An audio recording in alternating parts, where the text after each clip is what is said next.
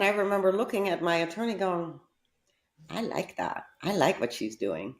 So I Yeah. started educating myself. She had gone to law school, I had not. So I Uh-huh. started educating myself, and there's a lot of people who call themselves advocates. Oh, it's a little risky when you hire somebody. I would recommend you really check into them and get referrals from other parents. I Uh-huh. was very serious about educating myself and knowing the students' rights. And if I wouldn't know them, I wouldn't say anything. I also learned that a lot of advocacy was a bit of a chess game. Yeah. And I have very strong negotiation and mental stress games. I'm good at Uh-huh. that. And I learned a lot. I educated myself. So I did that for 16 years. Oh, wow. Parents would hire me. I had my own business.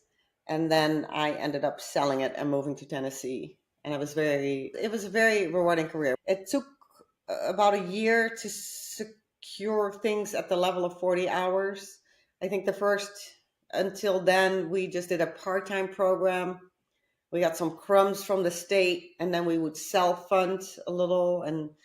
But it took about a year, and then we were in business for ABA. Speech, we fought the insurance company, and we got it from the school. OT from the school district. So I think that's all the funding we needed to secure, and then make sure they don't fire you and you're right, or they don't call it fire. They don't enter services because he is now age appropriate, which you Uh-huh. have to make sure that's the standard. And also the quality of the provider. There's a lot of facets to advocacy. Yeah. Hmm. What would you, this is huge because especially for all the parents, IEP is individual education plan, but for a lot of the parents, they don't only know what they know. There's not much education. So going in, especially in the early days, parents have no idea No idea. how these meetings are supposed to go about. And I always preach to parents that they are the most instrumental team member and they have the strongest voice.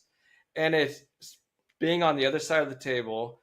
I was a special ed teacher for 7 years. And going into these meetings, I would always tell my parents before meetings, like, hey, you have the strongest voice. Speak up. If something doesn't sit right, say something because your advocacy means everything. You have the power.